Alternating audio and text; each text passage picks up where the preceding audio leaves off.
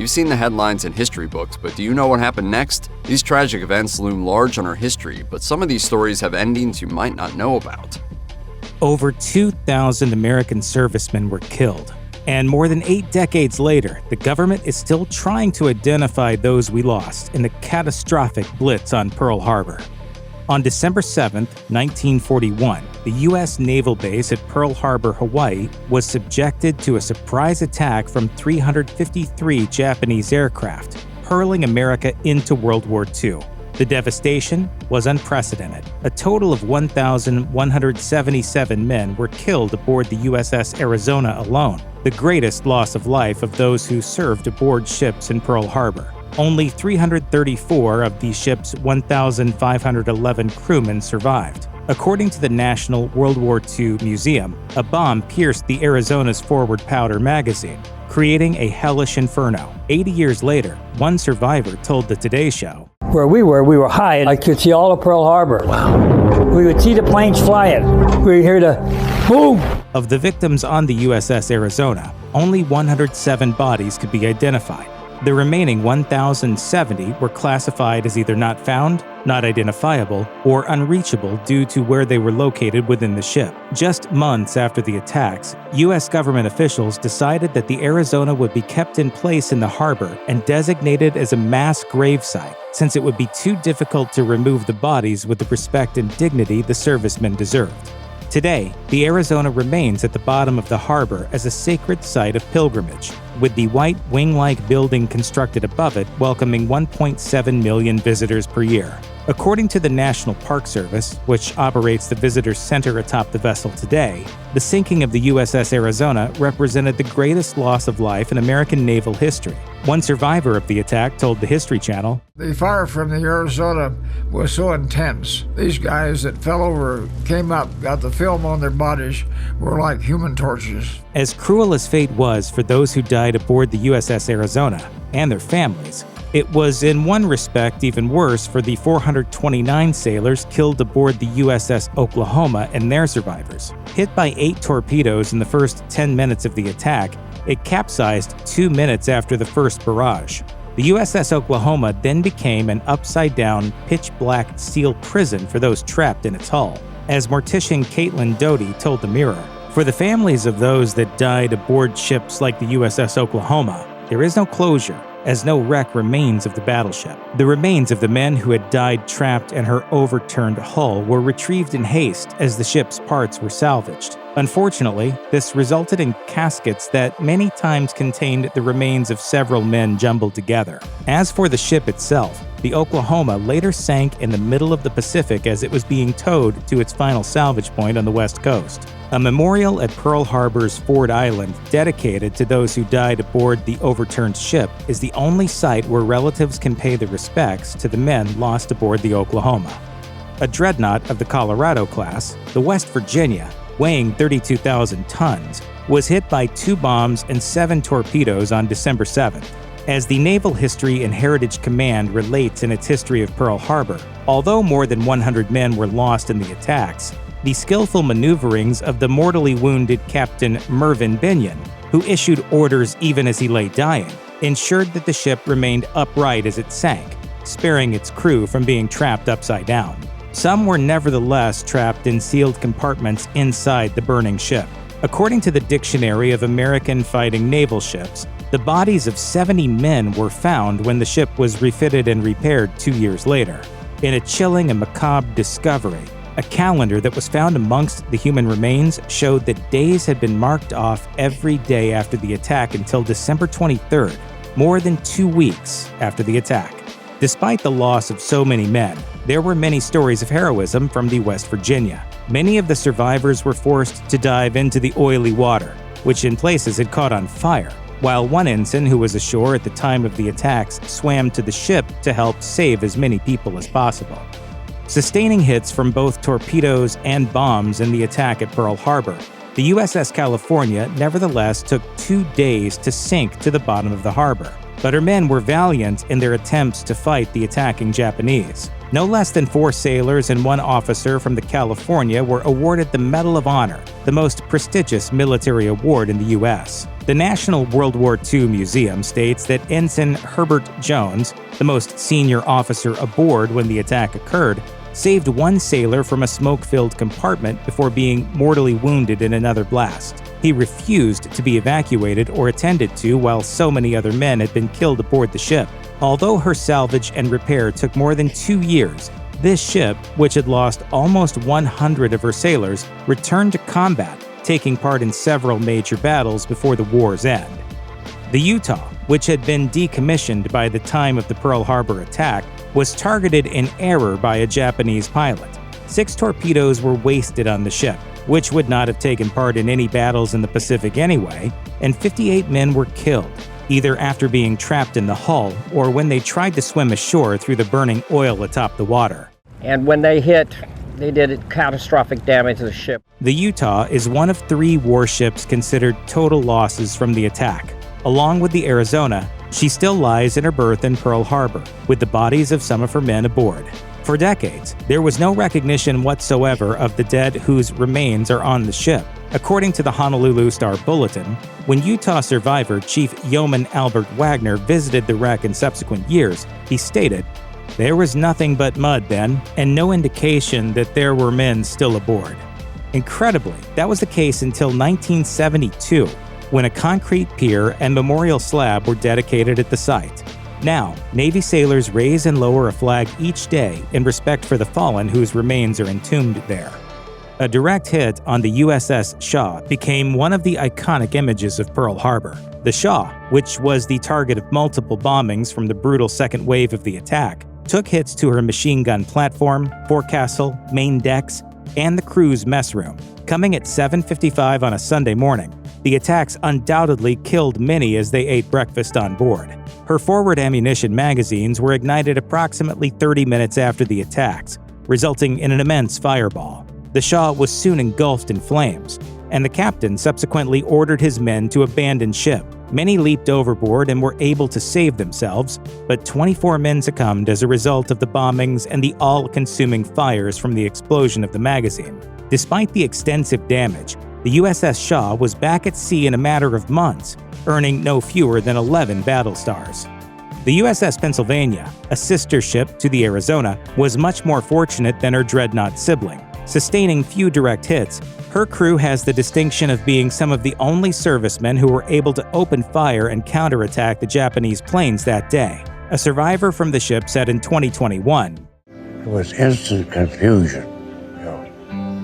Mad scrabble confusion." The Pennsylvania was repaired so quickly that she left Pearl Harbor less than 2 weeks after the attack, despite being strafed by Japanese bombers. A bomb destroyed her entire 5-inch gun mount, killing all the crew members manning it. Altogether, the Pennsylvania lost 15 officers and men, with 14 listed as missing in action. The Pennsylvania was able to sail to San Francisco by December 20th, however, where she underwent repairs before taking part in further action in the war. The USS Nevada, Helena, Curtis, Chew, Dobbin, Enterprise, Maryland, Pruitt, Sicard, Tracy, Vestal, Downs, and Tennessee were among the other ships that sustained casualties amongst their crews in the surprise attack at Pearl Harbor, with 535 servicemen killed in all. The Nevada, weighing 27,500 tons, was the only ship at Pearl Harbor able to get underway after the attacks began. Because of this, she was subject to furious attacks. She beached after losing 50 officers and men, but later was able to be salvaged. She went on to take part in the invasion of Normandy, among other notable battles. Sadly, she was later used as part of the atomic bomb tests at Bikini Atoll and was so radioactive she had to be sunk. And despite the loss of 33 men, the crew of the USS Helena had the distinction of shooting down no less than 6 Japanese dive bombers after the attack began, amidst her fierce counterattack that saw the Helena unleash an incredible 375 shells.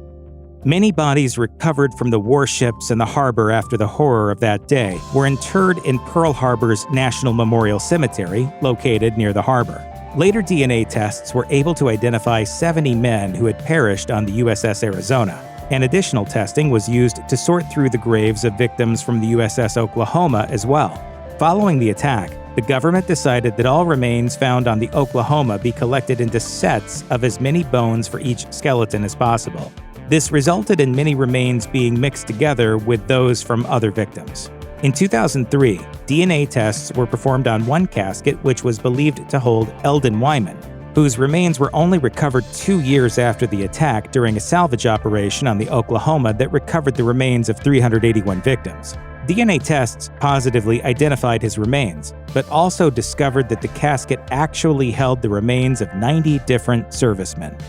The positive identification of Wyman's remains was a watershed moment in identifying the remains of the Oklahoma servicemen. First interred in small cemeteries, all the remains of the 429 dead from the USS Oklahoma were later taken to the Central Identification Laboratory at Hawaii's Schofield Barracks in 1947. However, only 35 men were able to be identified at that time, using traditional methods such as dental records and dog tags. The creation of the Defense POW MIA Accounting Agency in 2015 enabled many of the dead to be identified, as researchers from the Armed Forces DNA Identification Laboratory worked with families and descendants living all over the U.S. It's been wildly successful. John Bird, the lab's director, told Politico, "We've identified over 90% of these individuals. But the work isn't done. The success has given hope for the eventual identification of the 45 unidentified men whose remains were found in the USS California and the USS West Virginia." I don't think families ever can get closure, but they can get answers. Because of the great respect that must be shown to the dead whose remains are interred forever in the Arizona and other wrecks at Pearl Harbor, only a few, specially chosen divers have the privilege of exploring the harbor. Some of them are even given the somber duty of placing the ashes of servicemen who choose to be interred in these ships along with their fallen crewmates. PN Online, the Journal of the Paralyzed Veterans of America, states that its members also dive at the sites of the Pearl Harbor wrecks as part of an annual event to commemorate the dead, to monitor the decay rates of the ships, and to note the position of objects in the debris field, and to check on the environmental impact of the wrecks since the Arizona is still leaking oil. All the Pearl Harbor shipwrecks, along with the remains of the 180 aircraft that were lost that day, are under the auspices of the National Park Service, which ensures that the watery graves of the brave servicemen who gave their lives that day are treated with the proper respect. Unknown deaths, bodies turned into specimens, and water being a death sentence? The bodies at Hiroshima and Nagasaki went through so much more than you think. There are a ton of numbers that are thrown out there when it comes to the death tolls of the bombings of Hiroshima and Nagasaki. A short time ago, an American airplane dropped one bomb on Hiroshima and destroyed its usefulness to the enemy. The most off-cited are between 110,000 and 210,000 for the two cities combined. Science says the Hiroshima bombing claimed between 90,000 and 120,000 lives, while Nagasaki suffered between 60,000 and 70,000 deaths. In 1946, the Manhattan Project's chief medical officer, Colonel Stafford Warren, testified before Congress and explained that population records were iffy. No one knew who had died or simply fled in the chaos. He summed up his investigation like this: "I am embarrassed by the fact that we could not come back with any definitive figures that I would be able to say were more than a guess." In her book, Suffering Made Real, American Science and the Survivors at Hiroshima, University of Pennsylvania sociologist Susan Lindy writes that when it came time to count how many had died, many were simply gone. Scores of people who were at the epicenter of the blast had been instantly turned to dust and ash and scattered on the wind. Others had headed to the rivers to try to stop the burning and the pain, and when they died there, their remains were carried out to sea. When Colonel Warren gave his statement to Congress in 1946, he said that there was only one concrete-ish number that he could attest to after months of study. Nagasaki's official records listed 40,000 bodies that had been cremated. Warren suggested that another 20 to 30,000 bodies had been unrecovered for various reasons, with many cremated by the uncontrolled raging fires that swept through the city in the aftermath of the blast. Others were permanently buried by debris and destruction. Masako Wada was still a toddler when the bomb was dropped on Nagasaki and recalled that beside their home was a vacant lot used for mass cremations. In an article published by the Union of Concerned Scientists, she recalled, "The corpses were cremated day and night. My mother became desensitized to the smell and the sheer number of people in front of her eyes. She said that everybody became numb to what was happening. What is human dignity?" Should human beings be treated like that? We are not created to be burned like garbage. Bones and ash littered cremation sites for weeks after the burning stopped. There were those who died instantly, and there were also those who languished in brief agony. These included actress Midori Naka, the first person to have her cause of death officially listed as radiation poisoning. Naka, who was rescued from the remains of a destroyed building, survived the initial blast on August 6th. By August 16th, she was in the hospital with open sores, hair loss, and a rapidly dropping white blood count. On August 24th, she was dead. Naka became the first of many radiation victims autopsied by the Japanese government in an attempt to learn more about radiation sickness and hopefully treat survivors. But here's where it gets worse. American medical professionals showed up at the end of September, and although the two nations initially worked together, all the material became mixed up. Body parts and glass jars of wet specimens were collected and sent back to the US. But names were changed to case numbers, organs were sliced and studied, identities disappeared when shipments were mislabeled and shuffled. By the early 1950s, no one could tell if the specimens had come from the same person. The American Atomic Bomb Casualty Commission, set up to study survivors, continued to collect body parts for years. We were used as a guinea pig twice. First as a target, second as an object of medical research. The American Atomic Bomb Casualty Commission were viewed as body snatchers, with one man, Association of Atomic Victims founder Kiyoshi Kakawa, calling the organization a corpse production facility. You now have an American scientific institution which is funded by the Atomic Energy Commission, which is operating in a foreign country. It wasn't until 1955 that the Armed Forces Institute of Pathology was opened, with the goal of consolidating the remains collected from the bomb victims. Record keeping was iffy at best. Japan was outraged and started calling for the remains to be returned. That didn't happen until May 1973, when Japan received 7 massive crates filled with photos, pieces of clothing, even organs, brains, and eyes preserved in formaldehyde. All told, there were around 23,000 such items returned. University of Pennsylvania's Susan Lindy writes that the body parts appeared in Japan as both national property and crucial scientific data. Japanese pathologists were just as eager to study, slice, and display these pieces of human bodies. Among the findings over the years, thyroid cancer and leukemia are the first to strike. Solid cancers come 10 to 30 years later. In 1946, an unnamed man appealed to the mayor of Hiroshima asking for the construction of a space that would be used to honor those who died in the bombing. This became the Atomic Bomb Memorial Mound, a 16-ton dome of earth topped by a small pagoda. It stands on the site of a former Buddhist temple that served as a makeshift crematorium in the aftermath of the bombs. Today, the ashes of 70,000 people rest within the mound's underground vault, along with the remains of many who were discovered in the months of cleanup that followed. That includes the remains of 12 American soldiers who had been shot down over Japan, taken to Hiroshima for questioning, and were being held there when the bomb dropped. Where the bomb fell is a peace park.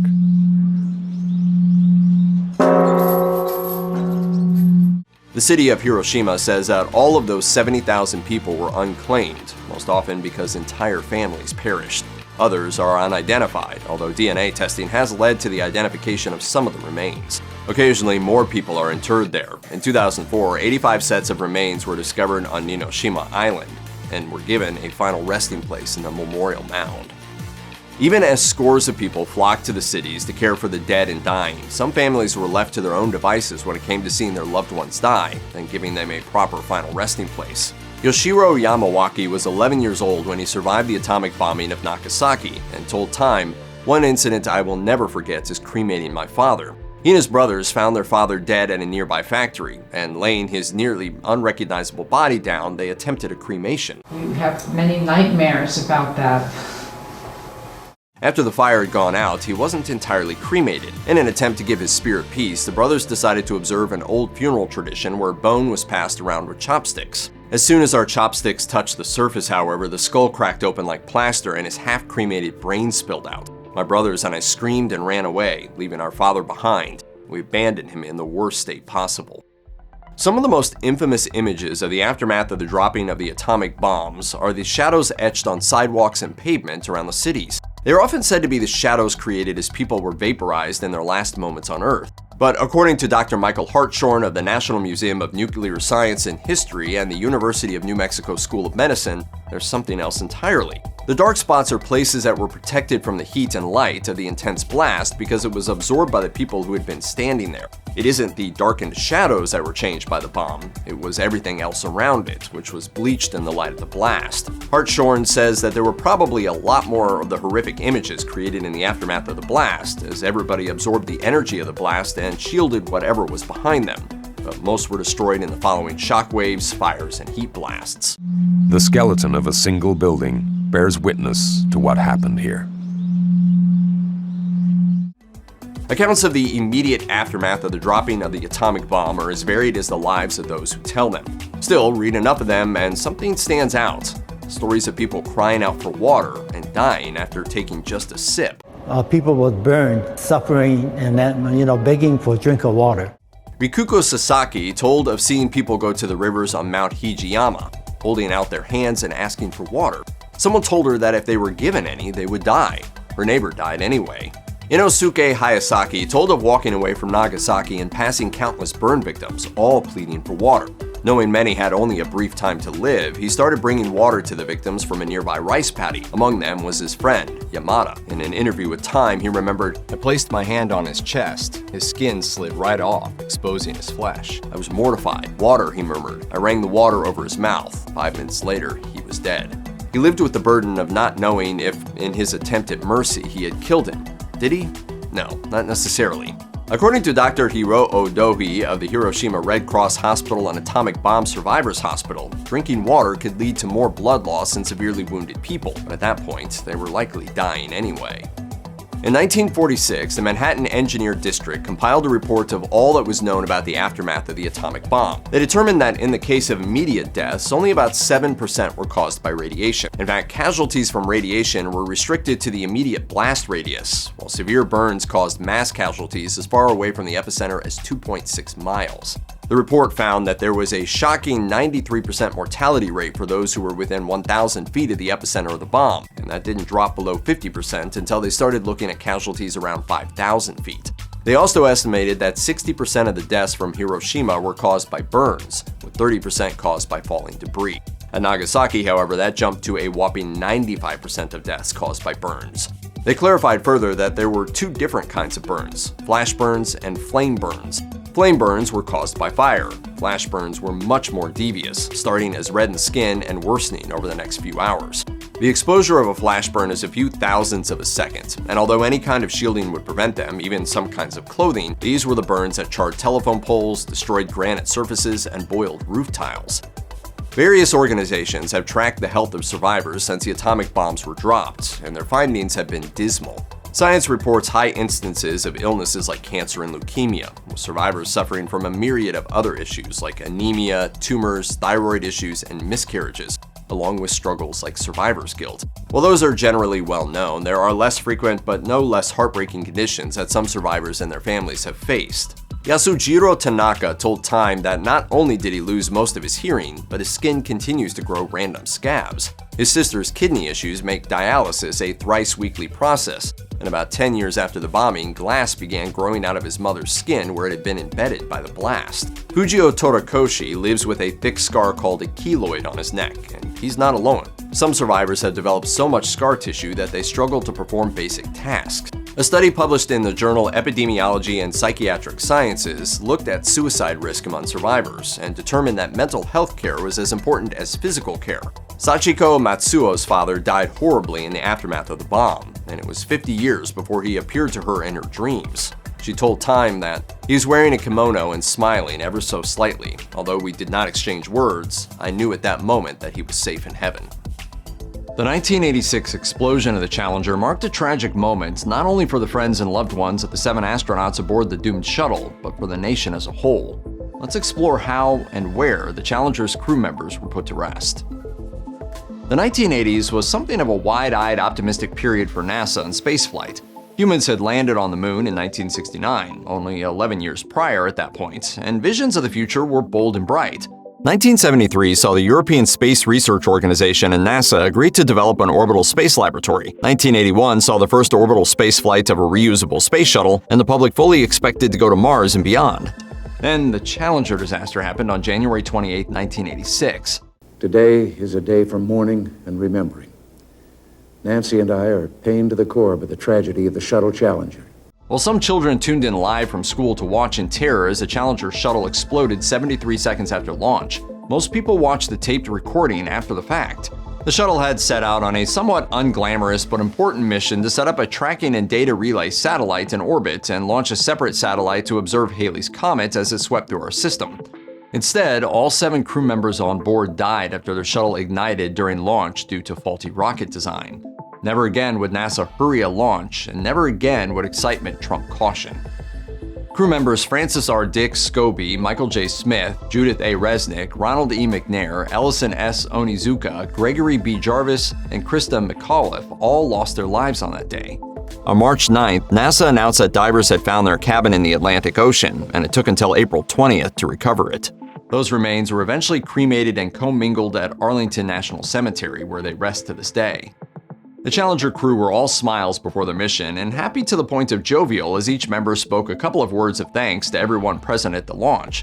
In addition to mission specialists, of special note was Krista McAuliffe, the first teacher in space, chosen out of 11,000 applicants. Has it all hit you yet? No, I don't think so. I still can't believe that I'm going to actually be going into that shuttle. She and the rest of the crew probably lost consciousness due to a change in cabin pressure and died from lack of oxygen before their shuttle hit the water. That being said, it's possible that someone could have woken up during the 2-minute and 45 seconds that it took to descend to the ocean. Out of respect, officials didn't elaborate on the state of the crew members' bodies when they were recovered. Their cabin was reportedly largely intact. Some personal effects floated to the surface of the water, and other research materials were present inside the cabin. Beyond that, a report from NASA states, local security measures are being taken to assure that the recovery operations can take place in a safe and orderly manner. We really don't want to say anything else in deference to the families.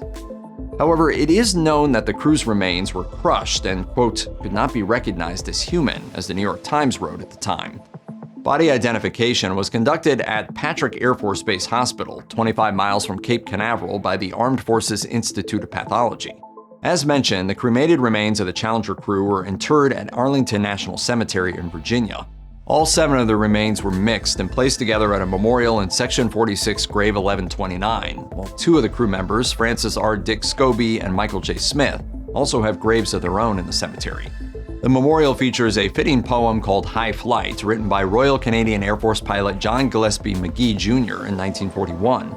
In part, the poem reads, "Sunward I've climbed and joined the tumbling mirth of sun-split clouds and done 100 things you have not dreamed of."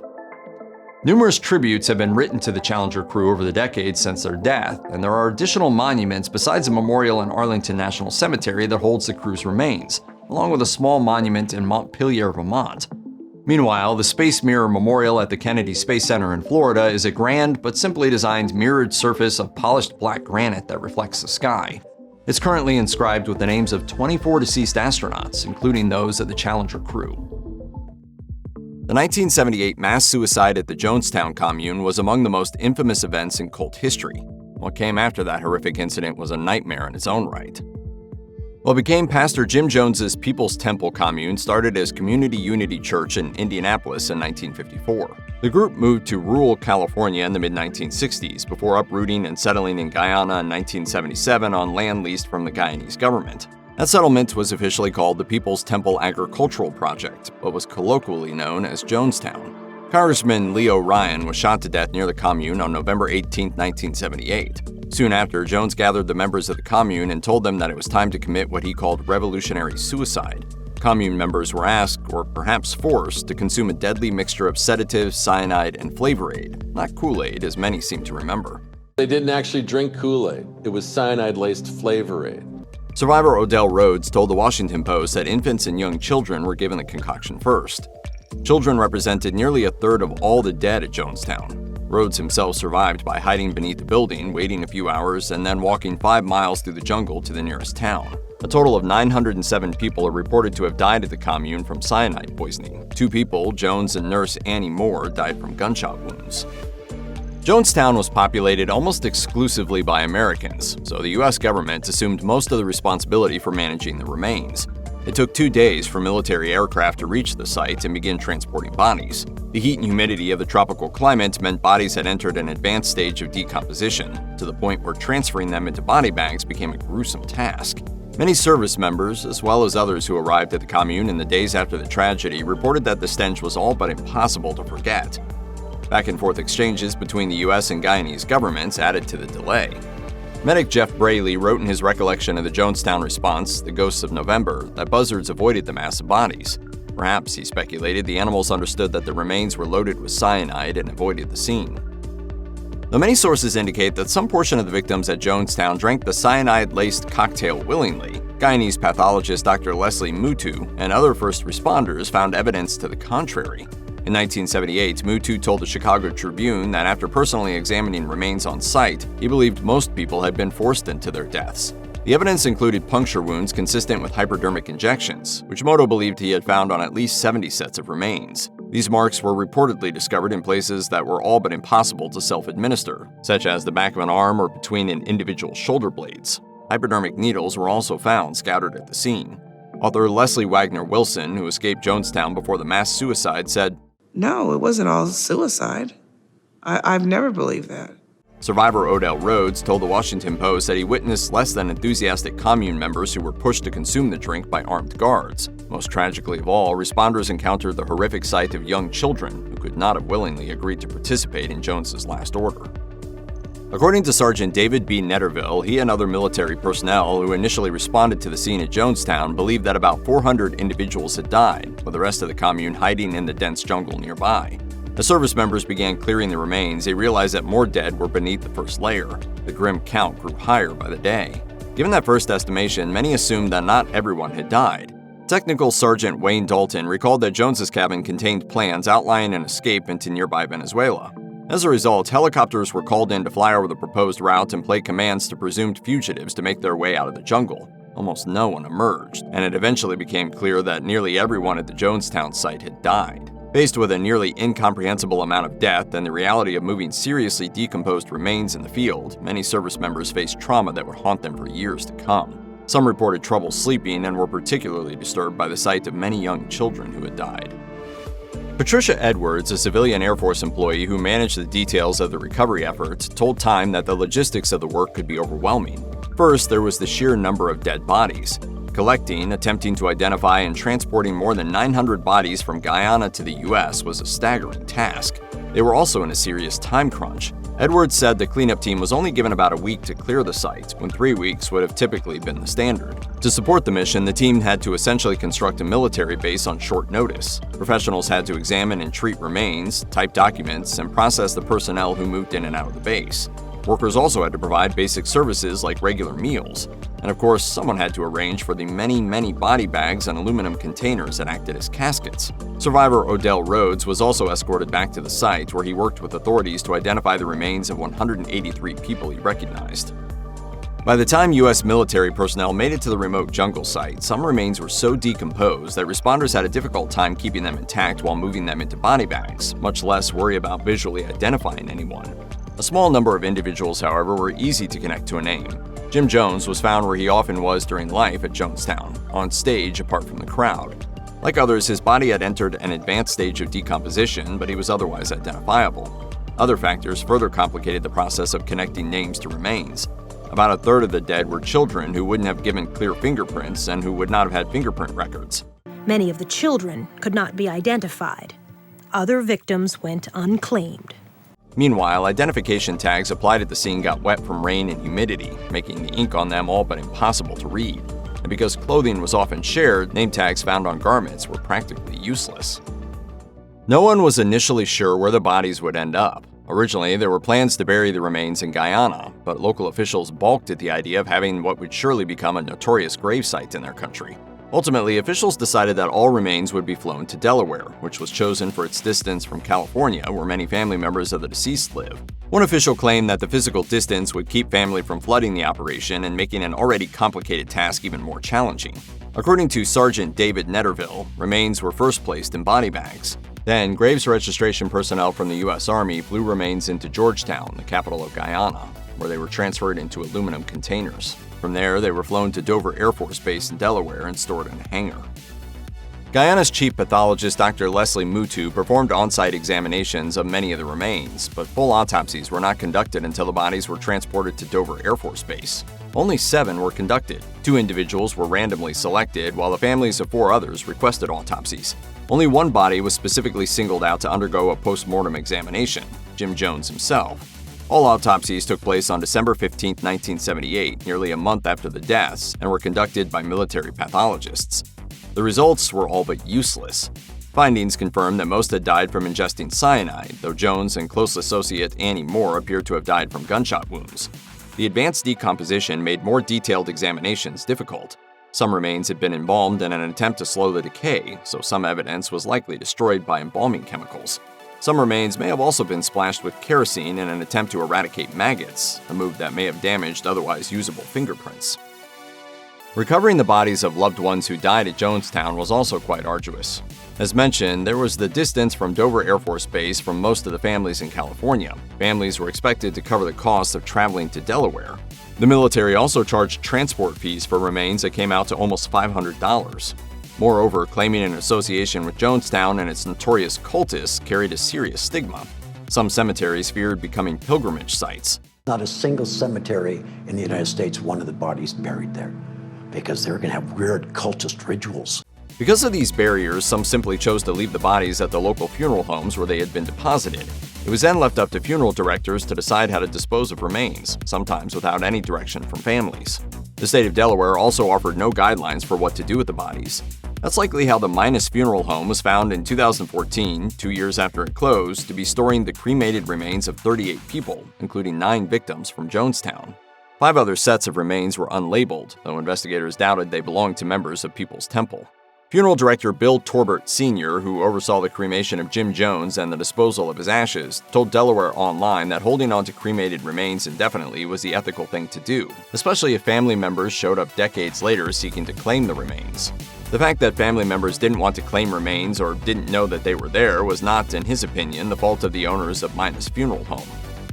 In 1979, 410 unclaimed bodies from Jonestown were buried in a mass grave in Oakland, California. Buck Camphausen, who owned the Evergreen Cemetery that now hosts the mass grave, claimed that he was helping out people who had faced discrimination after they'd been labeled as cult members. After studying how other cemeteries dealt with mass burials, he told a crew to excavate a hill in the cemetery. They placed a large number of burial vaults and caskets into the grave in a stepped pattern. Fieldy McGehee, whose nephew-in-law and 2 sisters-in-law died in Jonestown, told Rolling Stone that there was only a light layer of earth on top of the mass grave, making other burials or a heavy memorial stone ill-advised. As such, marking the gravesite proved to be tricky. In 1979, a San Francisco group known as the Guyana Emergency Relief Committee arranged for a small marker to be placed on the site, but its lack of names proved troublesome for grieving friends and family. 2 more stones were set in place in 2008, but only listed some of the dead. Finally, in 2011, 4 large monuments containing all the names of the dead were unveiled by the Jonestown Memorial Fund, which included one of Jim Jones's surviving sons, Jim Jones Jr., as a committee member. I wanted to say goodbye, and now I can't. Some observers were aghast to learn that it was a little too complete. The memorial included a line dedicated to Jones himself. Gynona Norwood, who claimed to have lost more than 20 family members in the Jonestown tragedy, quickly sued. The lawsuit was dismissed in 2014, along with an appeal a year later, and another commemorative stone was erected at the site in 2018. Of the bodies that were claimed by families, most were buried or cremated with little ceremony. Sisters Ann Moore and Caroline Layton were cremated, and their ashes were quietly interred in Davis, California. Layton's son with Jones, Jim John Chemo Prokes, is presumably buried with many other unidentified miners in the mass grave in Oakland. Jones's wife, the long-suffering Marceline, was buried in Richmond, Indiana, alongside her parents, as well as 2 of her children who also died at Jonestown, Agnes and Lou Eric.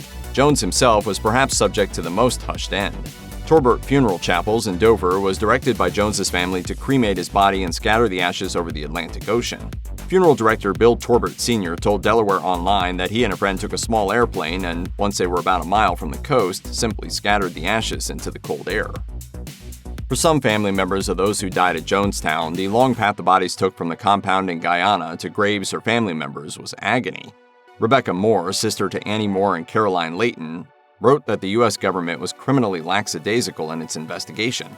From her perspective, bodies were treated more as problems than the remains of individuals who required care and justice. She further suggested that perhaps the demographic makeup of the members, many of whom were black and also political leftists with little money or clout, contributed to this neglect. Moore took particular exception with the mishandling of forensic evidence and the scant number of autopsies. Many blamed the Guyanese government for passing on its normal autopsy rules in its haste to rid itself of troublesome corpses. Others pointed to the U.S. government's own haste in the wake of the tragedy, exacerbated by confusion over who exactly was supposed to be in charge of the bodies.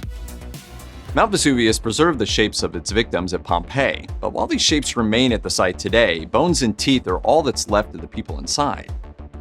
The eruption of Mount Vesuvius was both a horrific tragedy and a rare gift to the present. Typically, historical records describe the feats of rulers and outcomes of war, not the everyday lives of those considered beneath notice. The Berkshire Archaeological Society claims that literacy in Rome equaled about 15%, but this figure varied wildly from place to place and over time. Meanwhile, the people of Pompeii went about their daily lives with no one to speak for them. The ash and lava of Vesuvius not only gave them a voice, it preserved their shapes, but obviously it came at a deadly cost. They're all consuming this. Dust. Tiny particles of rock. They're breathing in Vesuvius. Pompeii was once a thriving city. Located along the modern-day Bay of Naples, it was a popular resort for wealthy Roman citizens. In addition to restaurants, bathhouses, taverns, and lavish villas, the city featured paved streets, gorgeous artwork, public fountains, and more. Thanks to the eruption, we have access to surprising elements of daily life, like pornographic frescoes and graffiti. In short, Pompeii was a real place full of real people whose lives were preserved by the very volcano that destroyed them. The sudden nature of the destruction has created a sort of time capsule of ancient Roman times.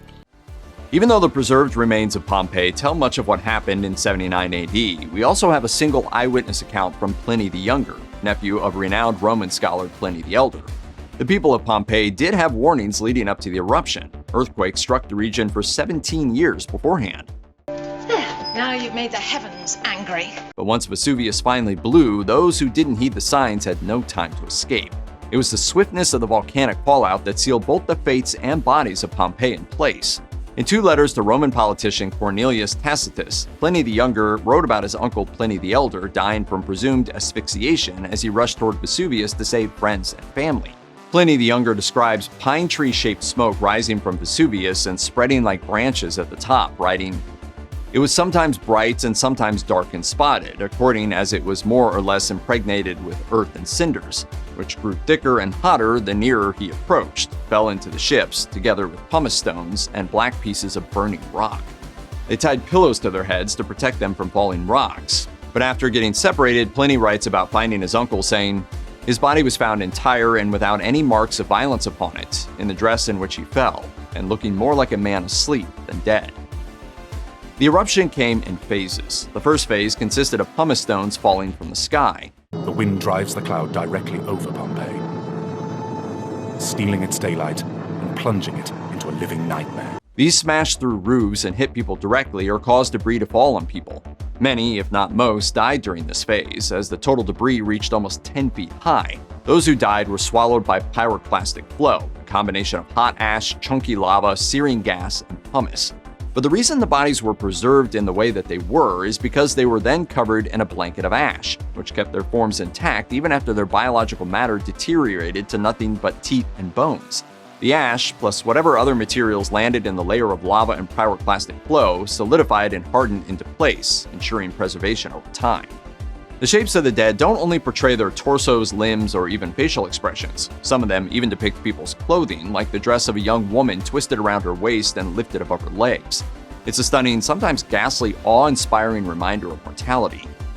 The plaster casting process was a simple but exceedingly clever process. In the 1860s, Pompeii's excavators started coming across pockets of space beneath the site's hardened lava and ash. Sometimes the pockets contained bones, sometimes not. Naples-born Giuseppe Fiorelli developed a method for boring holes down to the cavities and pouring plaster into the hole to fill out its shape. His method also worked for everyday objects, animals, plants, and so forth. This isn't a mummified body, but its negative imprint. Absence became presence. Over 1,000 bodies had been unearthed since 1863, and over 100 of them were made into casts. But despite being a world-famous 160-year-old archaeological find, the excavation is still in early stages. Authorities are moving slowly so as to not damage the site, because as site director Gabriel Zutriegel says, Excavation is an unrepeatable event. What is excavated remains so forever. Many of the casts have been moved from their original positions, and many placed behind glass. 13 casts, however, have remained where they died at a location called Garden of the Fugitives. These 13 victims died trying to escape a vineyard and outdoor banquet space. Couldn't exit the nearby gates because stones blown out from Vesuvius had already reached almost 11.5 feet, so they were engulfed by the pyroclastic flow. Thermal shock killed them instantly. At present, Pompeii is open and available for the public to visit. Many visitors don't seem to know that the curled, prone, pained, and chalky white forms they're looking at aren't the actual bodies of victims somehow turned to stone. The real bodies are long gone. What remains is an imprint of their final moments left in the lava that consumed them. The site does contain some bones mixed with long-hardened plaster, but no desiccated flesh like a mummy. Archaeologists continue to find skeletal remains throughout the site. This was life sealed as if in amber. Folks interested in planning a trip to Pompeii have loads of options to choose from. In 2022, about 3 million tourists visited. Websites like Pompeii Tickets list the opening hours, the best months to visit, how to get there, on-site facilities, and key locations like the Temple of Apollo. Meanwhile, sites like Along Dusty Roads offer historical accounts of Pompeii before and after the eruption. But no matter how you approach Pompeii, or if and when you choose to visit, be prepared to meet some ghosts. Victims' bodies may be gone, but their imprints linger. Even those who don't know Iwo Jima by name will likely recognize the Pulitzer Prize-winning photo of U.S. troops raising a flag on a hilltop. The image, while captivating, doesn't even begin to tell the story of the bloody Battle of Iwo Jima and those who died there.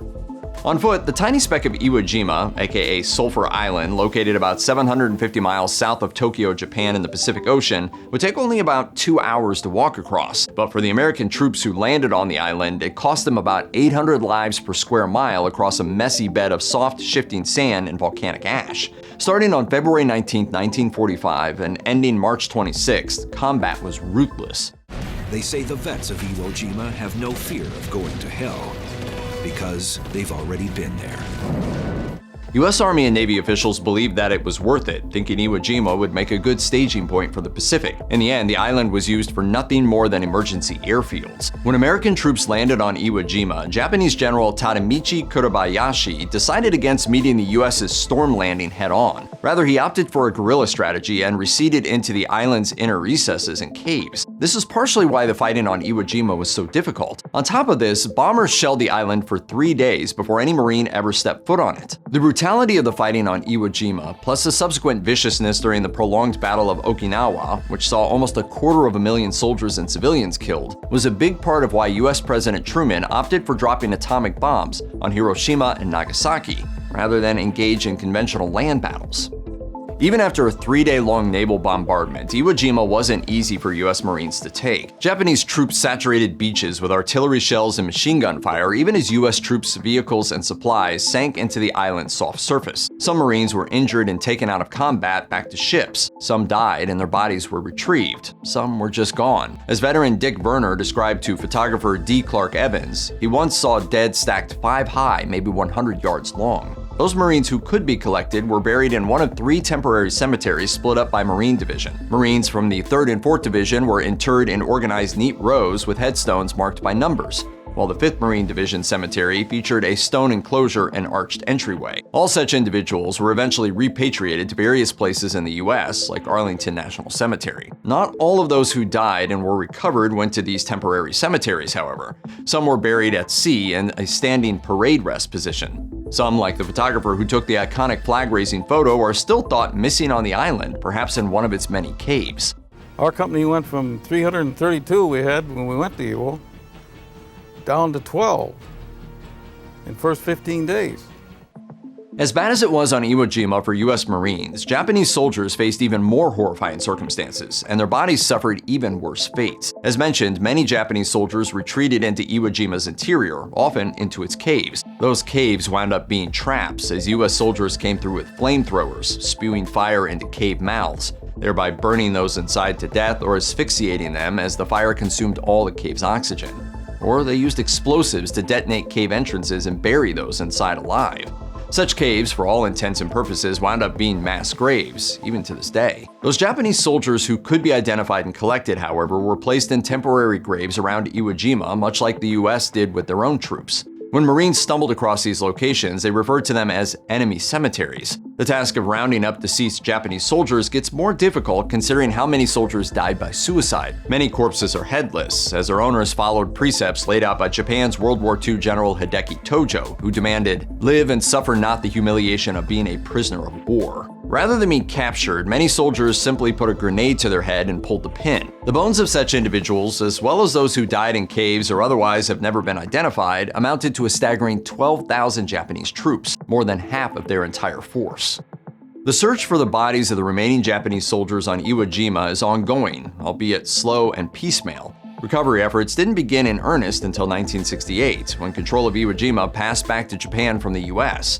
By then, trenches had filled up and Iwo Jima's jungles had gotten overgrown. The Japanese government conducted radar searches from 2012 to 2013, and then excavations from 2014 to 2017 of 1,800 potential locations, with limited success. One of the most promising recovery zones under Iwo Jima's airstrip remains untouched. Other recovery efforts are spearheaded by relatives or friends of the deceased, many of whom are elderly and require help. And yet bones have cropped up over the years. Most notably, 2 mass graves were discovered in 2010 containing up to 2,000 of the 12,000 total unrecovered soldiers. Dig site supervisor Kazuo Takinoshita told NBC News, "Many of the remains were little more than grains of sand. They were often piled 2 to 3 deep. One soldier's head would be resting on another's feet." Taken all in all, those deceased soldiers, either US or Japanese, who made it back to their home countries could be counted among the lucky. While we don't know precisely which cemeteries this or that soldier went to, we know that final resting places are a matter discussed between militaries and the loved ones of the deceased. Some military cemeteries, like Arlington National Cemetery in Virginia, don't charge fees for internment of the dead, which could prove very helpful for family members. Arlington would also prove a fitting resting place because it contains the Iwo Jima Memorial, a statue of the famed flag-raising photo. And yet, many US Marines take the entirety of war-torn Iwo Jima to be a World War II memorial. As the US Naval Institute says, the entire island is a shrine. The wreckage of the battle remains everywhere on the island, from decayed ammunition to entire tanks, mess kits to lost ships offshore. Marines treat the island like a kind of pilgrimage site, or even holy site, to honor the dead on both sides. On the United States Marine Corps official site, Lieutenant Evan C. Clark described American and Japanese veterans from the conflict meeting on Iwo Jima 40 years after the battle ended. They, quote, came together in friendship to honor the sacrifices of those who fought bravely and honorably, and a plaque was raised in honor of the event. We can only hope that such gestures are enough for those who still remain on Iwo Jima. There isn't a day goes by that I don't think of some of my boys, you know? I know their names just like it's yesterday. The Apollo 1 disaster, NASA's first fatal accident, resulted in the deaths of 3 astronauts, devastating the organization and the nation as a whole. What happened to their bodies after they were recovered? On January 27, 1967, astronauts Virgil Gus Grissom, Edward H. White, and Robert B. Chaffee were carrying out training procedures inside their spacecraft at the Cape Canaveral Launch Complex 34 ahead of their February 21st launch. Specifically, they were taking part in a plugs-out test, which involved going through an entire mock countdown sequence while their command module was attached to the Saturn 1B rocket that would eventually be carrying them up into space. The mission was to be the first crewed Apollo flights, and also the first low Earth orbital test of the Apollo Command and Service Module. The ultimate goal of the Apollo program, of course, was to put men on the moon for the very first time. At about 6:30 p.m., a fire broke out on their launch pad. Chaffee could be heard screaming over the radio. White opened the hatch to escape, but by then the interior of the craft had been flooded with pure oxygen at a pressure slightly higher than Earth's atmosphere. As a result, the fire underneath the craft ate through the oxygen-rich air inside, and the 3 men asphyxiated before they could be rescued. Their burns, it's reported, were survivable. According to NASA, technical and management lapses had caused the fire. After the accident, the men's bodies were transported to a nearby medical facility. Photographers took pictures of the scene and the astronauts inside their vessel, but these photos have thankfully never been officially released to the public. Multiple memorial services honored the men in their sacrifice from January 29th through the 31st. The 3 bodies had been recovered from the craft intact and were buried at individual funerals, Grissom and Chaffee at Arlington National Cemetery in Virginia, and White at West Point Military Academy in New York. Meanwhile, a memorial in honor of all 3 of the men sits at NASA's Kennedy Space Center in Florida.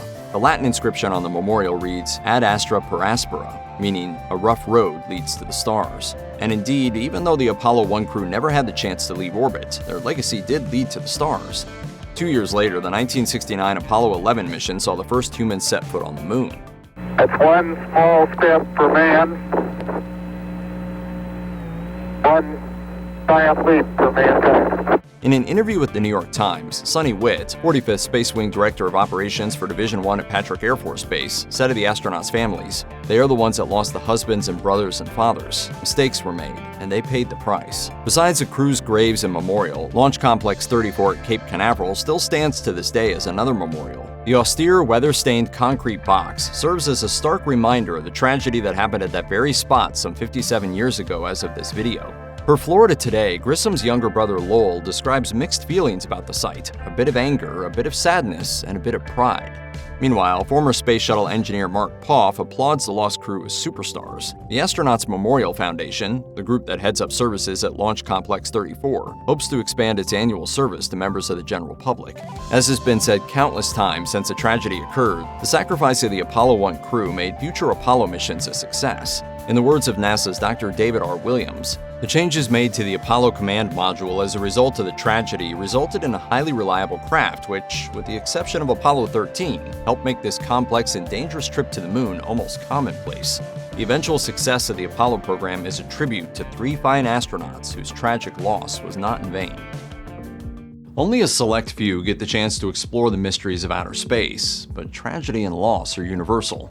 After the crew of the Columbia met a shocking fate in early 2003, the brave men and women aboard the doomed shuttle were put to rest as heartbreak swept the nation. Spaceflight isn't exactly the safest of activities. Back in 1967, 2 years before humans first stepped on the moon, the 3 men of the Apollo 1 mission lost their lives in a fire during a launch pad training accident.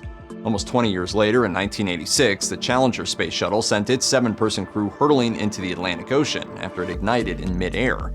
Mechanical failure was to blame in both instances and led to changes in NASA safety procedures. Such changes, though, didn't preclude the possibility of further accidents. Case in point, the 2003 Columbia Space Shuttle disaster. 7 astronauts have died, their families shattered. The space program has been dealt a terrible blow. On February 1st of that year, the Columbia was re-entering Earth's atmosphere after spending 16 days in space conducting research into microgravity. The time in orbit was a success, and the 7-person crew even had a little chat with the members of the International Space Station. That being said, there was some cause for concern. 82 seconds into liftoff, a piece of the Columbia's foam insulation broke off from the shuttle and struck its left wing. Mission Control told the crew not to worry. 16 days later, and 16 minutes before the Columbia would have touched down in Texas, the shuttle exploded during re-entry. All 7 crew members died during the remainder of their descent to Earth. David M. Brown, Rick D. Husband, Laurel B. Clark, Kalpana Chawla, Michael P. Anderson, William C. Willie McCool, and Ilan Ramon. The bit of foam that tore off the shuttle during liftoff had damaged the left wing just enough that the extreme temperatures experienced when re-entering Earth's atmosphere tore the ship apart. 5 years later, in 2008, NASA said that the crew likely survived the explosion but asphyxiated from a lack of oxygen or hitting something as their shuttle spun out of control and was torn apart. The crew's remains were eventually gathered and returned to their families. 3 crew members are interred at Arlington National Cemetery. In 2008, NASA released a full 400-page public report about the Columbia disaster. Among many other things, the document describes the horrific confluence of, quote, 5 events with lethal potential that killed the crew members: cabin depressurization, a dynamic rotating load environment, physically traumatic injuries, exposure to a near vacuum, aerodynamic acceleration, and cold atmospheric temperatures, and collision with the ground. Tragically, and absurdly enough, the crew's gloves might have contributed to their deaths by making it more cumbersome to react to events. As mentioned, the remains of 3 members of the Columbia crew, Michael P. Anderson, David M. Brown, and Laurel B. Clark, are interred at Arlington National Cemetery in individual graves. Those wishing to pay their respects can find these individuals in Section 46. The other crew members were interred according to their and their families' wishes. Kalpana Chawla, for instance, was cremated and had her ashes scattered in Zion National Park in Utah. Per mint, her father said, "She always dreamt of the stars, and somehow I feel she dissolved into the stars that day." In 2003, President George W. Bush also signed the Columbia Memorial Act into law, which placed a memorial to the entire 7-person crew in Arlington the following year. The cause in which they died will continue. Mankind is led into the darkness beyond our world by the inspiration of discovery. Following the Columbia disaster, the Columbia Accident Investigation Board told NASA that it needed to find and remove the safety problems plaguing its missions. Such problems include anything from lax behavior among staff to replacing outdated materials like the foam that led to the Columbia's destruction. The report stated, "The shuttle is now an aging system, but still developmental in character. As of April 2024, there has yet to be another shuttle catastrophe." There was no plan for the dead during the American Civil War. Mass graves or leaving them where they fell would only go so far. Discover the heartbreaking fate of the fallen soldiers of the Civil War and the journey to bring them home. Of all the wars in which the United States has taken part, the American Civil War was by far the bloodiest. Over just 4 years, from 1861 to 1865, hundreds of thousands of lives were lost. The official estimate was that about 620,000 soldiers died on both sides combined, but the reality may have been far worse. A more recent analysis of historic records published in the journal Civil War History indicates that many more soldiers perished, with an estimated death toll of 750,000 more likely, and perhaps as many as 850,000 total. The confusion is due largely to haphazard record keeping amid the chaos of war. In a single day of fighting at Antietam, some 23,000 soldiers were killed. We've had the devil's own day, haven't we? But that wasn't even one of the worst battles of the Civil War. That very dubious honor goes to the Battle of Gettysburg in July 1863, which saw the deaths of an estimated 51,000 over a mere 3 days.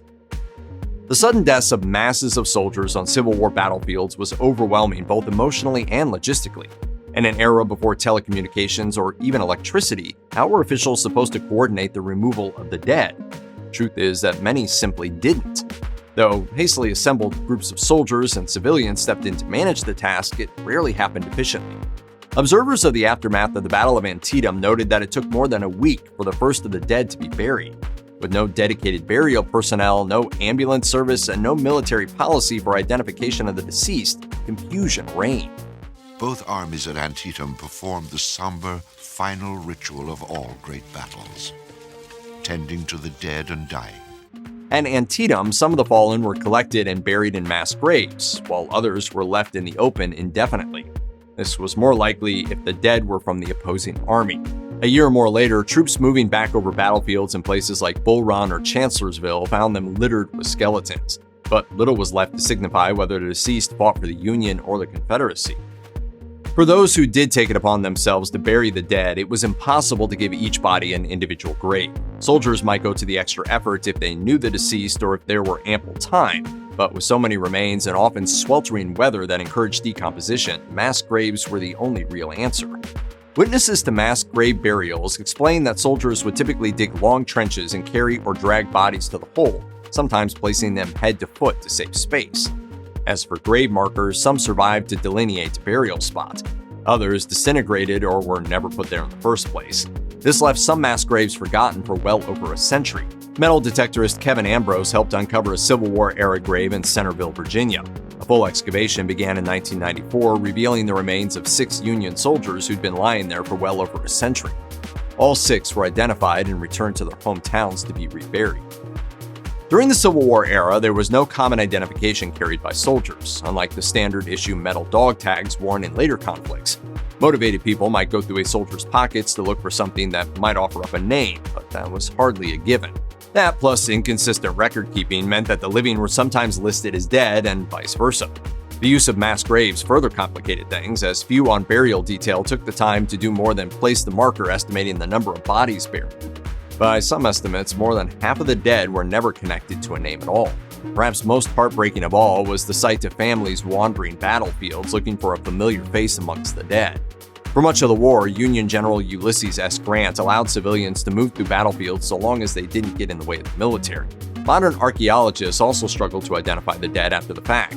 The 6 Union soldiers buried near Centerville, Virginia, uncovered in the mid-1990s, had been placed in coffins in their uniforms, but they didn't carry any identification, and researchers had to use historic documents and forensic analysis of the remains to connect them with lost soldiers from the 1st Massachusetts Infantry.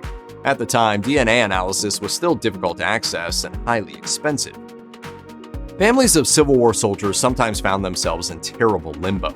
Some got word of their loved ones' fates, though it wasn't guaranteed, and letters sometimes arrived long after a soldier's death. That's because, in the same way that there was no official or organized way of identifying remains, there was no procedure for notifying families.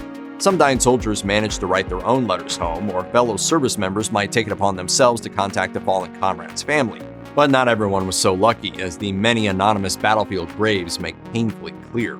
However, not everyone was so overwhelmed or careless that identifications couldn't be made. Shortly after the war, famed nurse Clara Barton set up the Missing Soldiers Office, which helped to identify over 20,000 men. Barton used her own money to keep the enterprise going, answering thousands of inquiries and poring over records with a small team. The office also managed to publicize a regular roll of missing men that put thousands of names of disappeared soldiers onto posters and in newspapers across the country. Ex-inmates of prison camps also proved invaluable to Barton's efforts, which helped families gain closure and benefit from the deceased's pension. Though many soldiers' remains were buried with little hope of later identification, towards the end of the war, the new art of embalming offered an alternative. Before this, funerals and burials were rushed affairs, even if there wasn't a war going on. Though mourning and remembrance continued after a grave was closed, families had to bury the remains of loved ones before decomposition made itself too obvious. But what to do about someone who died on a battlefield far from home? Families who learned of a loved one's death sometimes requested that their remains be shipped home. The lack of refrigeration made this a gruesome affair. The answer was a fringe practice, embalming. Like so many other practices around death and dying in the Civil War, however, preserving corpses was a haphazard and quasi-professional process. Early attempts involved replacing body fluids with arsenic and mercury solutions. Despite the less than consistent results, enough people asked for embalming that the government began requiring licenses for embalmers. Perhaps a welcome change, as earlier, less accomplished embalmers rather ghoulishly set up shop alongside battlefields and even encouraged soldiers to pay for the process ahead of their deaths. Even though death is said to be the great leveler, the remains of Civil War soldiers were often treated differently based on race and class. Given that embalming bodies and transporting them home was an expensive proposition, it was often reserved for fallen officers with more money.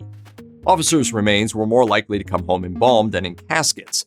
The business of death and the preservation of bodies turns undertakers into overnight millionaires. The lower class dead were typically found in graves dug closer to where they fell. Some Union officers' remains were even put to rest in the garden of Confederate General Robert E. Lee's wife.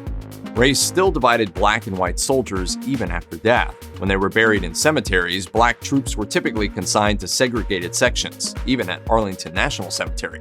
On the battlefield, burials didn't always play out this way, though.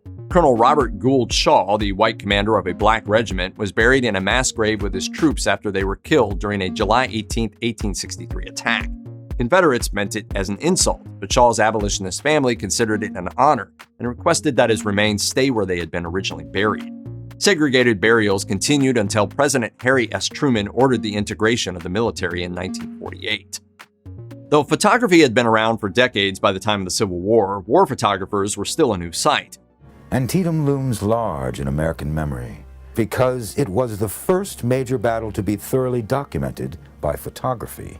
The equipment was bulky and complex, yet photographers like Alexander Gardner, Timothy H. O'Sullivan, and Matthew Brady took their darkroom wagons to battlefields anyway, intent on documenting the horrors of war in a way sketches and reports never could, while also gaining fame and commercial success. Gardner in particular was complicated. After gaining attention for his photographs of the aftermath of Antietam, Gardner made his way to document the human wreckage of Gettysburg. Once there, he took a photo he later said was of a fallen Confederate sniper on a rocky outcrop, naming it Home of a Rebel Sharpshooter. It was accompanied by a dramatic text written by Gardner that pointed out details such as the blanket where the rebel had laid down to die. But Gardner was almost certainly lying. It looks like the realistic and gruesome aftermath of a firefight. But in reality, it's as posed as your favorite selfie.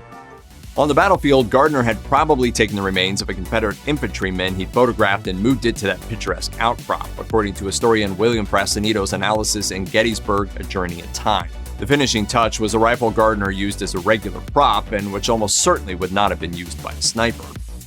As a growing number of dead presented a stark reminder of the costs of war, it became increasingly obvious that some sort of change was needed. For many, it was unacceptable that so many of the dead lost their lives with no honor given to their names. Of course, this was easier to accomplish once the war was over. Confederate General Robert E. Lee surrendered to Union General Ulysses S. Grant at Virginia's Appomattox Courthouse on April 9, 1865. That fall, Quartermaster General Montgomery C. Meigs ordered soldiers to begin searching out Union graves to identify and protect the resting places of the dead. It turned into a 6-year effort that included the reburial of more than 300,000 Union soldiers, though little more than half were identified. Nameless or not, many of the dead were bound for one of 74 new national cemeteries established by the federal government. It was just as well for those who had been buried in former Confederate territory, as many in the South were not prepared to respect the graves of the Yankees, who many still opposed. Today, Arlington National Cemetery is a peaceful, solemn place, but it was once a sprawling estate belonging to Mary Anna Custis Lee, wife of Confederate Commander Robert E. Lee. The Union seized it at the beginning of the war, though the Lee family continued fighting for its return for many years. Few on the Union side were sympathetic to the Lees, however. This is a Union facility for Union soldiers. Quartermaster General Montgomery C. Meigs thought it was only right that Lee should lose the property and perhaps his life, too. No one went so far as to execute Lee or any other top Confederates, but Montgomery Meigs saw to it that Arlington would serve a more useful purpose than hosting high-class soirees or well-mannered strolls about the grounds. Part of the estate became home to an estimated 1,500 formerly enslaved people who constructed homes, schools, and churches in what became known as Freedmen's Village. Another plot was set aside for military burials, with the first interment in May 1864. Later that year, Meigs proposed that the area become a 200-acre national military cemetery. It was officially designated as such on June 15, 1864. The Union and post-war governments weren't especially interested in caring for the Confederate dead. During the war, at least one Union officer complained when he learned that remains from both sides were being buried together. To you, he's a victim. To me, a cold-blooded killer. After the war, the massive reburial effort conducted by the federal government only extended to Union soldiers. If Confederate dead were honored, it was only by civilians who organized and paid for the effort themselves. These civilian groups, largely comprised of white women, were known as the Ladies' Memorial Association. In addition to arranging for the recovery and reinterment of thousands of dead soldiers, they also engaged in post-war memorialization and myth-making that honored the lost cause of the Confederacy, with monuments and the organization of Confederate Memorial Day, an occasion that continues to be observed by certain private citizens and even public figures into the 21st century. If you're from Texas, you know that you must remember the Alamo, but what about all the bodies of the fallen soldiers? Were they remembered or just forgotten and abandoned? According to a July 1906 edition of the San Antonio Express, teenage eyewitness Pablo Diaz recalled seeing a large column of smoke rising from the fort. He later encountered the gruesome sight of many Mexican corpses and then came upon the fort and the remains of the defenders. It was a smoking mass of ashes, grease, and bone fragments that gave off a sickening odor. Diaz claimed that there were about 200 bodies on the massive pyre. Another account comes from Francisco Antonio Ruiz, the alcalde of San Antonio, whose story appeared in a 1907 edition of the San Antonio Light. He was asked to help identify remains, and he also directed locals to gather wood for the pyre, which he said was built in alternating layers of wood and bodies. After the fires had burned out, anything that was left was reportedly buried in a pit nearby. Santa Anna ordered a more traditionally decent burial for fallen Mexican soldiers. Alas, the reality of war made that difficult. Ruiz claimed that there were so many dead Mexicans that overwhelmed locals simply tossed some bodies into the river. Cremation may not have been the only fate to those who died at the Alamo. In the aftermath of the battle, remains could have easily been passed over by weary Mexican troops. Santa Anna later wrote that he ordered the burial of 600 enemy combatants in trenches, though eyewitness accounts and the lack of an excavated mass grave make that hard to believe. However, there is some indication that the burials did occur at the Alamo. Recognizable human bones were later recovered in the ruins of the church. One set of remains uncovered in 2019 was even associated with pieces of wood and a series of nails, thus indicating a coffin. Although it is worth noting that burials happened in the mission before the Battle of the Alamo. There may have been remains of the defenders outside the walls as well. According to some Mexican soldiers' accounts, large numbers of Texians attempted to make a run for it once it was clear that the Alamo was going to fall, but they quickly met their deaths when they came across Mexican soldiers.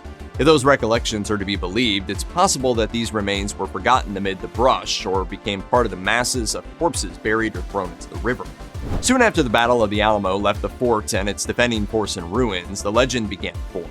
Davy Crockett became a heroic figure who went down guns a-blazing, though other accounts say he surrendered. Wind kicked up. One tale claims that William B. Travis fired off one last round after being struck by enemy fire. Another says that Jim Bowie, who was sick in his bed at the time of the attack, was able to at least verbally strike back at Mexican soldiers. A heavily dramatized and likely fictional retelling has Bowie informing one Mexican soldier, "I shall never shut my mouth for your like while I have a tongue to speak." For many, whether or not these stories were true was beside the point. The The growing myth of the Alamo held that the defenders were stalwart champions of liberty who stood up to the tyranny of Santa Anna and the Mexican government. So as the years went on, a site to memorialize the glorious dead was increasingly important to patriotic Texans. To that end, in 1918, 2 memorials were erected at the supposed site of the Alamo funeral pyres. Jose Esparza, also known as Gregorio, was in a difficult situation in the lead-up to the Battle of the Alamo. A resident of San Antonio, he was a seemingly normal family man who assisted the Texians in the siege of Béjar in December 1835. By the time that Santa Anna's forces arrived in February 1836, Esparza and his family retreated to the Alamo. They believed that their past assistance to the Anglo-Texans could lead them to being branded as traitors. The family entered the Alamo through a small window in the fort shortly before the siege began. All of the members of the immediate Esparza family stayed in the Alamo during the battle, with Gregorio joining the fight by stationing himself at a cannon. He died alongside many others on March 6, 1836. His wife and children, however, were spared. Esparza's family wasn't universally friendly to the Texians, though. Gregorio's brother Francisco was serving as a Mexican soldier at the time of the battle. He didn't take part in the assault on the Alamo, but he was close to the scene. Francisco gained permission to find his brother's body in the ruins of the fort, and he buried Gregorio's remains in the Campo Santo, a nearby Catholic cemetery. About 600 to 1,600 soldiers under the command of Santa Anna were killed at the Alamo, though some estimates believe the total was even higher. According to eyewitness Pablo Diaz, the area contained almost 6,000 Mexican remains. He vividly recalled waterways clogged with corpses, as the number of the dead were so monumental that some were tossed into the river instead of being buried. As historians, as journalists, we prize the actual history. This gruesome sight of bodies left to decompose in the open was repeated later after the Battle of San Jacinto, which was fought near the future site of Houston on April 21, 1836. General Sam Houston led a force of about 900 against an estimated 1,200 Mexican soldiers. The Texan army defeated Santa Anna's forces and established the territory as an independent state. They also left the grisly sight of unburied Mexican soldiers scattered across the landscape, as Houston refused to bury any enemy combatants. Landowner Peggy McCormick went to the general to complain about the corpses decaying on her property, but she was met with only platitudes about the honor of owning the land where Texan independence was won. Houston also apparently wanted Santa Anna to carry out the dirty work, but the Mexican general wasn't about to budge, so McCormick and her sons were forced to bury the remains themselves.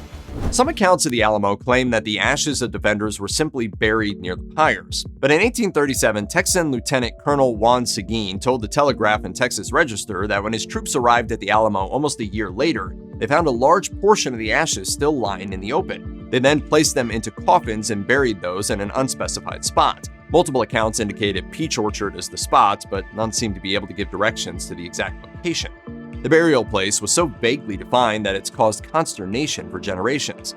Later in life, Seguin said that the ashes his troops recovered had actually been placed in an urn.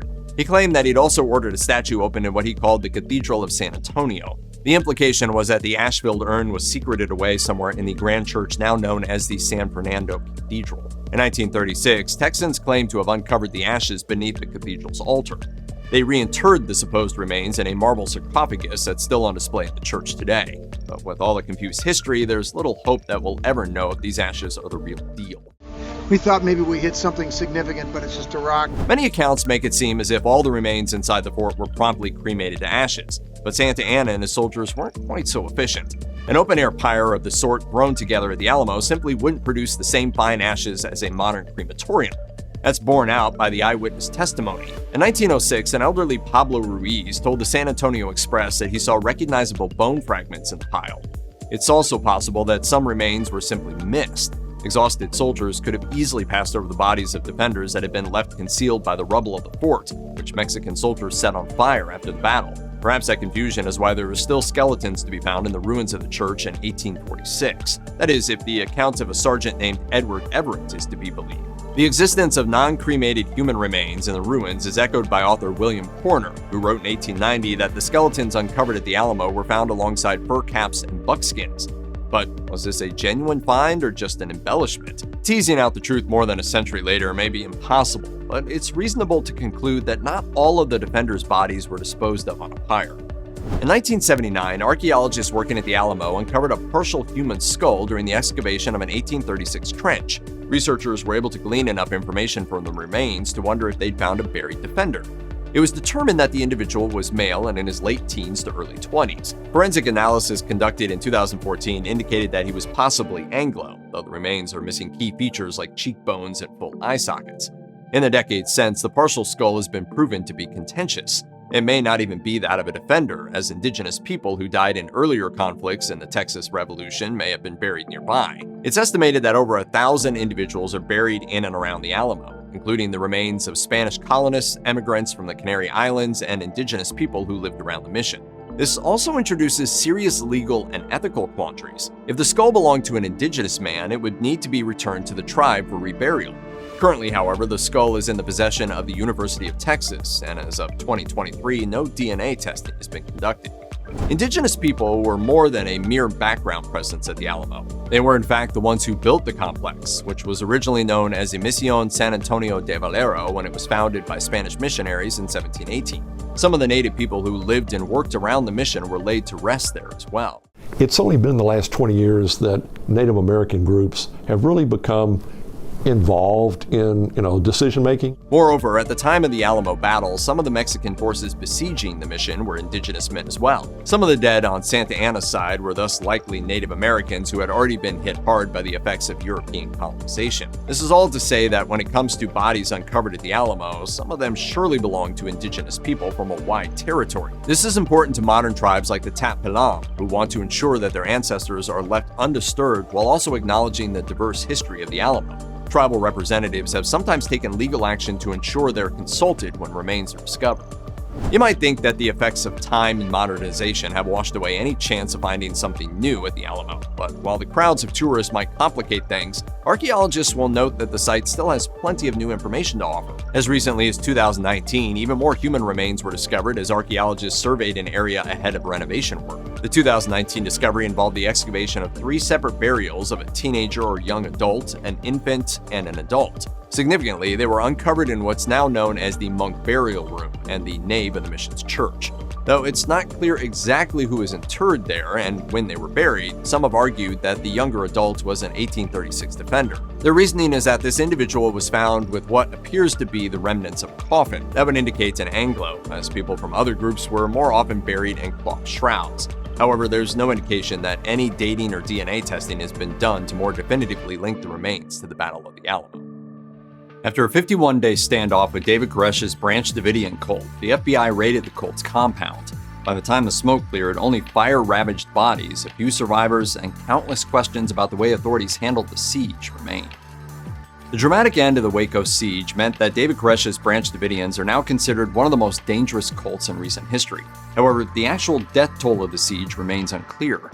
The FBI underestimated the charismatic control that David Koresh had over this faith community. 9 Branch Davidians escaped the fire, and the initial investigations turned up 72 bodies. However, Koresh stated before his death that there were a total of 95 people in the building. Whether he was inflating the numbers or not is uncertain. Assuming his count was correct, this means that 14 bodies were never found in the rubble, a possibility investigators accounted for by stating that the fire may have completely consumed some of the human remains. Minutes before setting out on the raid, the ATF learned from an undercover agent that Koresh knew they were coming. It's also unclear whether some of the accounts of the dead include the 4 ATF agents who died in an earlier gunfight.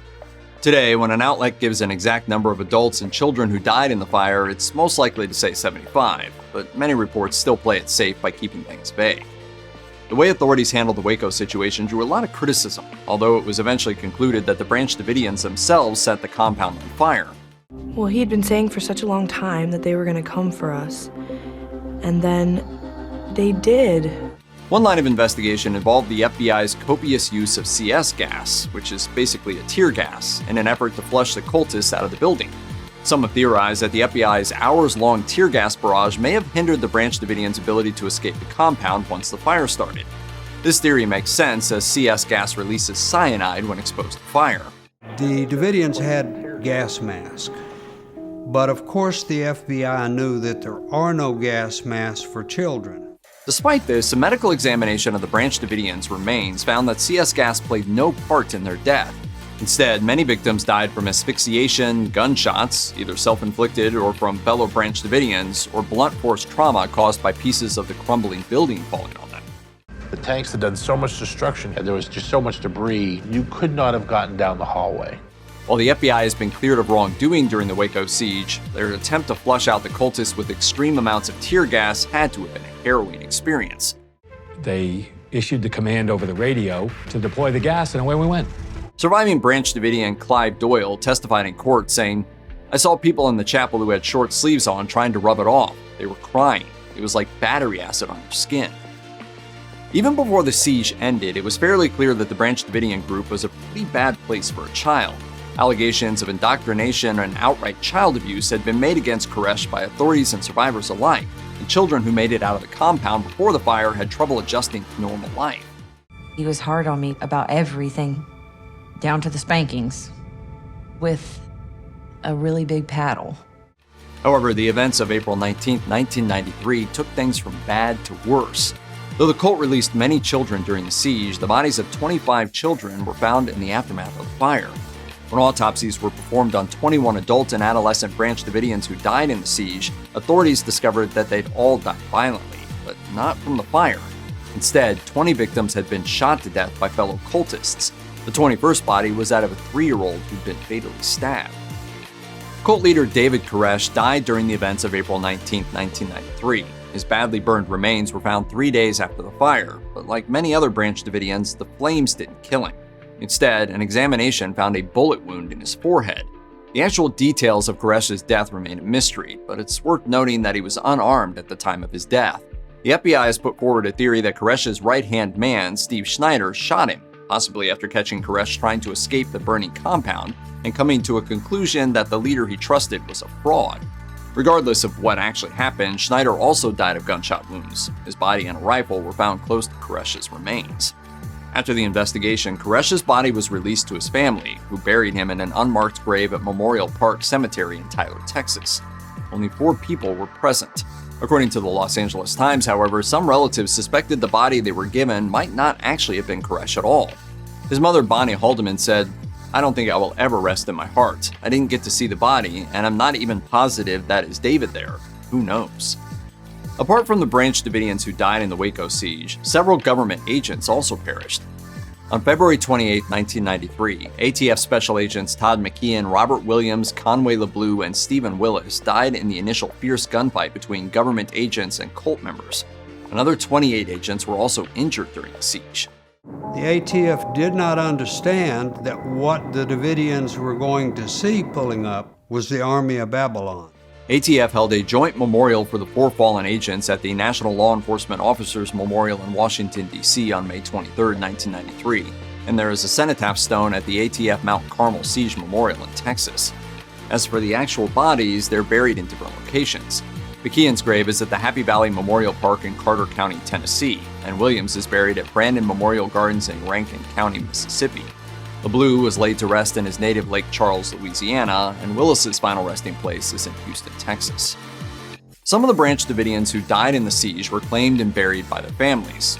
Notably, 24 of the cultists were from the UK, and at least some of them, such as Stephen and Philip Henry, received a proper burial and funeral service on home soil. Unfortunately, some of the bodies were burnt beyond recognition and couldn't be identified. For example, the Henrys' funeral also served as a memorial for their mother and 3 sisters, who also died at the compound. We knew it was a cult. We would joke about it all the time, like, yep, we're cult members. Around 30 of the bodies were unidentified or unclaimed. These bodies were kept in storage until late 1994, both because authorities considered using them as evidence and because some victims' lawyers wanted further tests to determine the cause of death. Ultimately, these victims were buried in paupers' graves not too far from where they died, at Restland Cemetery in Waco, Texas. David's biggest failure was the fact that the kids were not released during the siege at some point. These kids never had a chance. In recent years, surviving Branch Davidians and relatives of the dead have begun pushing for DNA testing and relocation of those remains. In 2021, 10 of the unidentified bodies, including some of Koresh's closest family members, were moved to nearby Rosamond Cemetery at the request of one prominent Branch Davidian's son. If you or someone you know may be the victim of child abuse, is dealing with spiritual abuse, is struggling, or in crisis, help is available. Contact the relevant resources below. The Child Help National Child Abuse Hotline at 1-800-4-A-CHILD, 1-800-422-4453, or contact their live chat services. The mystery of whether some of Tsar Nicholas II's children had survived the family's massacre lasted for almost 100 years. How were their bodies finally discovered, and why is the discovery still causing controversy? The Romanovs were the longtime royal family of Russia, with a lineage that dates all the way back to 1613. But as the 20th century approached, their standing began to dip, and it did so rather sharply. Tsar Alexander III left the country in an unstable state when he died, having embraced a repressive ruling style. His son, Nicholas II, was then left to deal with a country that was spiraling out of control, with people both angry about the past and incensed about the present. The situation was ripe for revolution, and revolution did indeed arrive, once in 1905 and then again in 1917. By the time the dust settled, the radical Bolshevik Party had come out on top, preaching the ideals of communism. But there was a problem: what to do with the royal family. After Nicholas II stepped down from power, the family was effectively placed on house arrest through much of 1917. By some accounts, that period of time actually wasn't too terrible for the family, and they held out hope for the possibility of asylum or escape. But as 1918 rolled around, their requests for asylum were denied by foreign governments, and they were instead shuttled around the country to a number of different residences. By April 1918, the family ended up in the city of Ekaterinburg, essentially held prisoner in an old walled-off villa which Bolshevik officers rather ominously called the House of Special Purpose. Plans and preparations were actively being made by the Bolsheviks to permanently put an end to the Romanov line. Still, that was all kept from the family, and on July 17, 1918, they were told that they'd be moving again, only to be taken to the basement where they were executed. A brutal and bloody 20-minute process that included guns, bayonets, knives, and more. By the end, the Tsar was dead, along with his wife and 5 children. The Bolsheviks didn't want the rest of the world to know exactly what happened in the basement of Ekaterinburg, but that didn't mean that they went on pretending like nothing happened. Instead, they decided on half-truths. Pravda, the party newspaper, announced that they had executed the Tsar, but they failed to mention the deaths of his wife and young children when they declared Nicholas Romanov was essentially a pitiful figure, the personification of the barbarian landowner, of this ignoramus dimwit and bloodthirsty savage. That decision ended up backfiring. The news was intended as a way to signal that the monarchy was now in the past, almost like a rallying cry to drum up support for the Bolshevik cause. Instead, the Tsar's death became a huge piece of news on its own, and the revolutionary ideology got kind of lost. Some people even started to miss the monarchy and wish for it back, possibly spurred in part by the subsequent murders of more distant Romanov relatives and acquaintances. If you've heard of the Romanov family, there's probably a chance you know of them because of the popular myth about Anastasia Romanov, the theory that the youngest daughter of Nicholas II somehow managed to survive the brutal execution of her entire family. It even spawned a popular animated film. So many lives were destroyed that night. What had always been was now gone forever. Almost immediately following the disappearance and secret murder of the royal family, people began to pretend to be surviving members of the Romanov family, a trend that would continue throughout the entire 20th century, with most of the imposters claiming to be one of the Tsar's 2 youngest children, either his son, Alexei, or Anastasia. These actors crafted colorful tales to explain what had happened, and their stories actually kept people's hope for a real-life fairy tale to come true. It was all proven to be fiction in the end, but some of these imposters, notably Anna Anderson, actually garnered sizable numbers of supporters. Interestingly, as we will see, it would turn out that these rumors were based in part on fact, suggesting that someone involved with the murders may have spilled the beans. Following the deaths of the Romanovs in 1918, years came and went, with most people still unsure of the details of what happened and where the Romanovs were actually laid to rest. But that didn't mean people weren't looking. The search actually started the very same year that the Romanovs were killed, but while investigators could piece together some of the events, no remains were found. No progress was made until the 1970s, when a geologist named Alexander Avdanin started a secret investigation of his own. Against the odds, while searching with his son in 1979, he found the Romanovs' remains. He even began digging up the remains before thinking better of it. The political situation of the Soviet Union in the 1970s was still sticky, so he played it safe and reburied the bones. We swore an oath not to tell anyone what we'd found until the circumstances in our country were right. But the political climate changed in the 1980s. An announcement was made in 1989, and 2 years later, an official team recovered the remains of 9 bodies: the Tsar, his wife, 3 of their daughters, and 4 of their servants and associates. But that raised another important question: where were the other 2 children? Perhaps it's unsurprising that the discovery of a mass grave that was missing 2 of the Romanov children would end up causing a resurgence of interest in the theory that members of the royal family had survived. And that was only bolstered by the specification that it was Alexei and one of the daughters who wasn't buried with the rest of the family. If they weren't there, then maybe the theory that he or Anastasia had survived was true after all, right?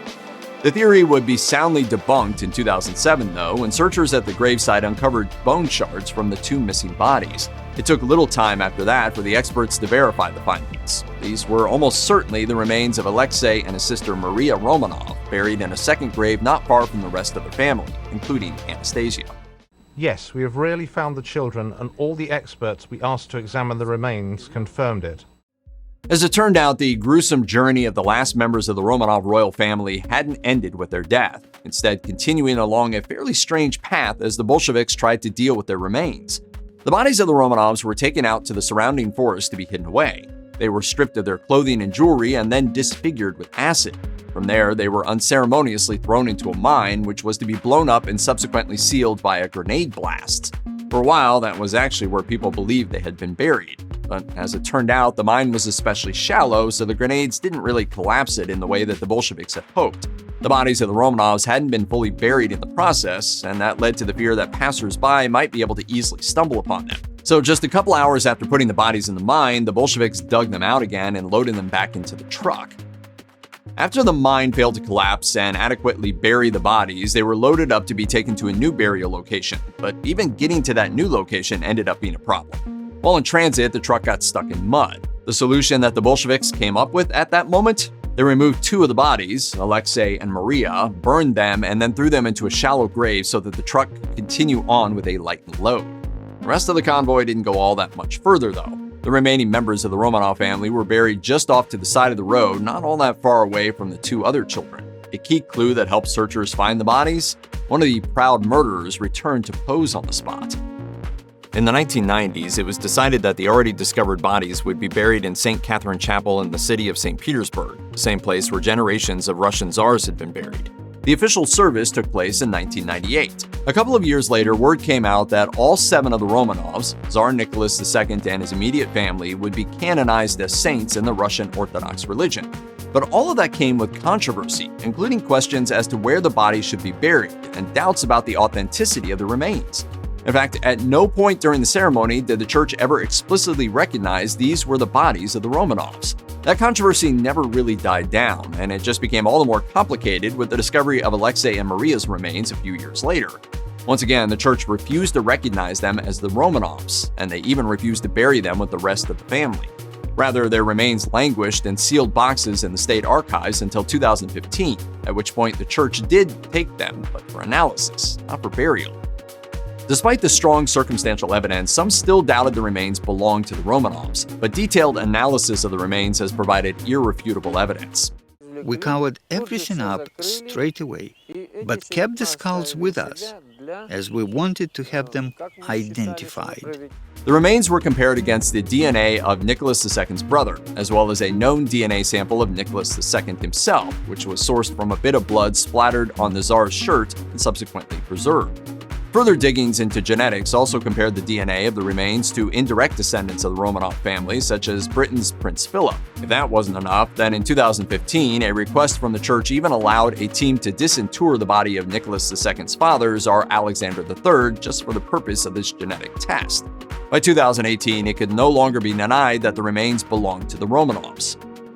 Despite scientific evidence proving that the remains belonged to the Romanovs, one group still denies that science: the church.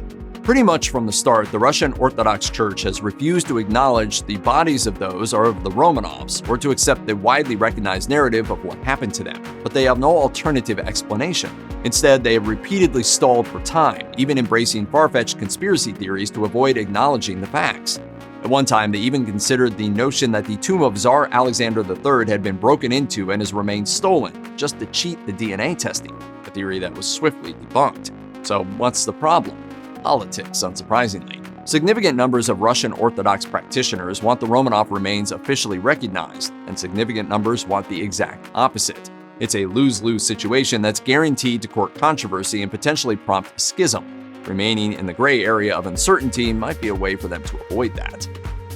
At its heart, the controversy ultimately stems from what to do about Nicholas II's reputation. On one hand, it's hard to deny the family's deaths were horrific. The violence in the execution is something that just can't be ignored. Boris Yeltsin, the president of Russia at the time, summed it up in a speech saying, "The Yekaterinburg massacre has become one of the most shameful episodes in our history. By burying the remains of innocent victims, we want to atone for the sins of our ancestors." But at the same time, you also can't turn a blind eye to the central role that the Romanov dynasty played in the Russian Revolution. Nicholas II was far from an effective leader, his political missteps pushing the country toward growing unrest. He wasn't an especially popular leader either, both at the time and in hindsight. The bad decisions made by the Romanov leaders set the stage for the Bolsheviks to take power, leading to the rise of the Soviet Union. Weighing that unfortunate legacy against his murder and the horrifying murders of his wife and 5 innocent children is a complicated equation that has no simple solution.